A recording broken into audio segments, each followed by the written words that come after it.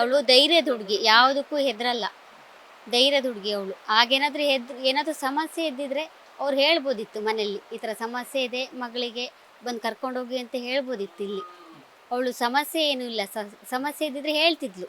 ತಾಯಿ ಒಂದು 40 ಸಲ ಫೋನ್ ಮಾಡಿದ್ದಾರೆ, ಒಂದು ವಾಪಸ್ ಫೋನ್ ಮಾಡಲಿಲ್ಲ ಅವರು ಇಲ್ಲಿಗೆ.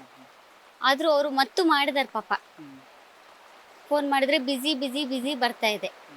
ಈಗ 11 ಗಂಟೆಗೆ ಹಾಕೊಂಡಿದ್ದಾಳೆ ಅಂದರೆ ಬೇಗ ಹೇಳ್ಬೋದಿತ್ತಲ್ವ ತಂದೆ ತಾಯಿಗೆ, ಅಲ್ಲ ಇಲ್ಲಿಗೆ ಮನೆಗೆ ತಿಳಿಸ್ಬೋದಿತ್ತಲ್ವ ಒಂದು ನಂಬರ್ ತಗೊಂಡು.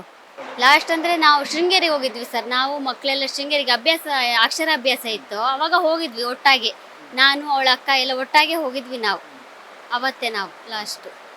ಆದರೂ ಸ್ಕೂಲಿಗೆ ಹೋಗೋಷ್ಟೊತ್ತಿಗೂ ಕೇಳ್ತಾ ಇದ್ಲು, ಚಿಕ್ಕಿ ಏನು ಮಾಡ್ತಾರೆ, ಮಕ್ಳು ಏನು ಮಾಡ್ತಾರೆ ಎಲ್ಲರನ್ನೂ ಅಲ್ಲೂ ಮಾಡ್ತಿದ್ಲು ಪಾಪ. ಅಂದರೆ ಪಾಪ ಅವಳಿಗೆ ಸಮಸ್ಯೆ ಅಲ್ಲೇ ಸರ್, ಅವ್ರು ಕೊಲೆನೇ ಮಾಡಿರೋದು, ನೇಣು ಹಾಕಿರೋದು ಅವರೇ. ಈಗ ಅವಳಿಗೆ ಅಷ್ಟು ಧೈರ್ಯ ಇಲ್ಲ, ಹಾಕೊಳ್ಳುವಂಥ ಧೈರ್ಯ ಅವಳಿಗಿಲ್ಲ. ಈಗ ಹಾಕೊಳ್ಳೋದಾಗಿದ್ರೆ ಈಗ ಮನೇಲಿ ಹಾಕೊಂಬೋದಿತ್ತಲ್ಲ ಅವಳು. ಈಗ ಮಾನಸಿಕ ಅಂತ ಹೇಳ್ತಾರೆ, ಮಾನಸಿಕ ಮನೇಲಿ ಇರ್ಬೋದಿತ್ತಲ್ಲ ಅವಳಿಗೆ. ಈಗ ಒಂದು 3 ತಿಂಗಳಿಂದ ಮನೇಲೇ ಇದ್ಲಲ್ವ, ಅವಾಗ ಮಾನಸಿಕ ಇರಲಿಲ್ಲ ಅವಳಿಗೆ. ಮಾನಸಿಕ ಆದರೆ ಇನ್ನು ಸಮಸ್ಯೆ, ಈಗ ಜ್ವರ ಬಂದರೂ ಸಮೇತ ಅವಳು ಮಾತ್ರೆ ಗೀತ್ರೆ ಏನೂ ತಗೊಳ್ತಾ ಇರಲಿಲ್ಲ. ಒಂದೇ ದಿನ ಮಲಗಿ ಸಮೇತ ಗೊತ್ತಿಲ್ಲ ಅವಳಿಗೆ. ಇಲ್ಲಿ ಆರಾಮಾಗಿ ಜಾಲಿಲೇ ಇರ್ತಾ ಇದ್ಲು, ಎಲ್ಲರ ಹತ್ರ ಫ್ರೆಂಡ್ಸ್ ಹತ್ರ ಅವ್ರ ಹತ್ರ ಮಾತಾಡ್ಕೊಂಡೇ ಇದ್ಲು. ಯಾರು ಬಂದೋದ್ರು ಒಂದು ಬೈದರೂ ಸಮೇತ ಅವಳು ಅದನ್ನ ಲೆಕ್ಕಕ್ಕೆ ಹಾಕ್ತಾ ಇರಲಿಲ್ಲ ಅವಳು. ಇಲ್ಲಾದರೆ ಅಷ್ಟೇ.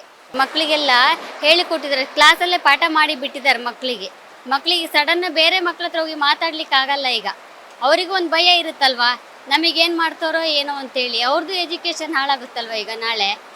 ಈಗ ತುಂಬ ಆಸೆ ಇತ್ತು ಅವಳಿಗೆ ಪಾಪ, ನಾನು ಆ ಥರ ಓದಬೇಕು ಈ ಥರ ಓದಬೇಕು ಅಂತೇಳಿ. ಟೀಚರ್ಸ್ ಬಗ್ಗೆ ಯಾವತ್ತೂ ಕಂಪ್ಲೇಂಟ್ ಇರಲಿಲ್ಲ ಅವಳದು, ಯಾವತ್ತೂ ಕಂಪ್ಲೇಂಟ್ ಇಲ್ಲ. ಒಂದು ಊಟದಲ್ಲಿ ಕೊರತೆ ಇದ್ರು ಇರಿ, ಇನ್ನು ನೆಕ್ಸ್ಟ್ ಟೈಮ್ ನಾವು ಚೆನ್ನಾಗಿ. ಈಗ ಮನೇಲಾದರೂ ಅಷ್ಟೇ, ಅವಳಿಗೆ ಅದೇ ಬೇಕು ಇದೇ ಬೇಕು ಅನ್ನೋದೇನೂ ಇಲ್ಲ.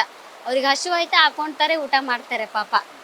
ಅದೇ ಬೇಕು ಇದೇ ಬೇಕು ಅಂತ ಎಲ್ಲ ಮಕ್ಳು ಥರ ಅವಳು ಯಾವತ್ತೂ ಇದು ಮಾಡಿಲ್ಲ. ಏನು ತಿಂಡಿಗಾದರೂ ಅಷ್ಟೇ, ಬೇಡ ನಮಗೆ ಒಂದೊಂದು ರೂಪಾಯಿಗೂ ಅವ್ರ ಮನೇಲಿ ಕಷ್ಟಪಡ್ತಾ ಇರ್ತಾರೆ, ಮಕ್ಕಳಿಗೆ ಅಂತಲೇ ಕಷ್ಟಪಡ್ತಾರೆ ಪಾಪ. ಅವ್ರ ಅಮ್ಮನೂ ಈಗ ಕೂಲಿ ಕೆಲಸಕ್ಕೆ ಹೋಗ್ತಾರೆ, ಬೆಳಿಗ್ಗೆ ಹೋದರೆ ಸಂಜೆ ಬರ್ತಾರೆ. ಈಗ ಮಕ್ಕಳನ್ನೀಗ ಅವ್ರ ಬಾಡಿಗೆ ಮನೇಲಿರೋದು, ಆದರೂ ಅವ್ರು ರಜಕ್ಕೆಲ್ಲ ಇಲ್ಲೇ ಬಂದಿರ್ತಾ ಇದ್ರು ಮಕ್ಕಳು ಅಂದರೆ ಸಹಿ ಸರ್. ಅವರು ಒಬ್ಬೊಬ್ಬರೇ ಮಕ್ಕಳು ಈಗ ಮನೇಲಿ ಇರ್ತಾರೆ, ಅವಾಗನೇ ಹಾಕೊಬೋದಿತ್ತಲ್ವ ಅವರು. ಏನಂದ್ರೆ ಸರ್, ನ್ಯಾಯ ಬೇಕು ನಮಗೆ. ಫಸ್ಟು ಅಮೌಂಟ್ ತಂದು ಕೊಡ್ತಾರೆ, ಈಗ ಅಮೌಂಟ್ ಯಾರು ಇದು ಮಾಡಲ್ಲ. ಜೀವ ಹೋಗ್ಬಿಟ್ಟಿದೆ, ಈಗ ಜೀವ ಏನು ನಿನ್ನ ತರ್ಲಿಕ್ಕಾಗುತ್ತೆ ಅವಳದು. ಪಾಪ ಎಷ್ಟು ನೋವು ತಿಂದಿರ್ತಾರೆ. ಈಗ ಟೀಚರ್ಸ್ ಅವರು ಒಂದು ನೋಡ್ಬೋದಲ್ವ ಎಲ್ಲಿಗೆ ಹೋದ್ರು ಮಕ್ಕಳು ಅಂತ ಹೇಳಿ. ಈಗ ರಾತ್ರಿ ಅಪ್ಪ ಅಮ್ಮನಿಗೆ ಈಗ ಗೊತ್ತಿರುತ್ತಲ್ವ, ಮಕ್ಕಳು ಎಲ್ಲಿ ಹೋದ್ರಂದ್ರೆ ಹೊರಗಡೆ ಹೋಗ್ತಾರೆ ಅಪ್ಪ ಅಮ್ಮ, ಅಷ್ಟು ಧೈರ್ಯದ ಮೇಲೆ ಬಿಟ್ಟಿರಲ್ವ ಈಗ ಅವ್ರನ್ನ. ಅದೇ ಸರ್, ನ್ಯಾಯ ಬೇಕು ಏನಂತೇಳಿ ಒಂದು ತನಿಖೆ ಮಾಡಬೇಕೇನು ಅಂತ. ಯಾವ ಹೆಣ್ಮಕ್ಳಿಗೆ ಈ ಥರ ಕಷ್ಟ ಬರಬಾರ್ದು. ಈ ರೀತಿಯ ಇನ್ನಷ್ಟು ವಿಡಿಯೋಗಳು ನಿಮಗೆ ಸಿಗಬೇಕೇ? ಹಾಗಾದ್ರೆ ಈಗಲೇ ನ್ಯೂಸ್ ಮಲ್ನಾಡ್ ಚಾನೆಲ್ನ ಸಬ್ಸ್ಕ್ರೈಬ್ ಆಗಿ, ಕೆಳಗಿರೋ ಸಬ್ಸ್ಕ್ರೈಬ್ ಬಟನ್ ಮೇಲೆ ಕ್ಲಿಕ್ ಮಾಡಿ ಉಚಿತವಾಗಿ ಸಬ್ಸ್ಕ್ರೈಬ್ ಆಗಿ. ನಿಮ್ಮ ಒಂದೊಂದು ಸಬ್ಸ್ಕ್ರೈಬ್ ಕೂಡ ನಮಗೆ ಬೆಂಬಲ, ಸ್ಫೂರ್ತಿ.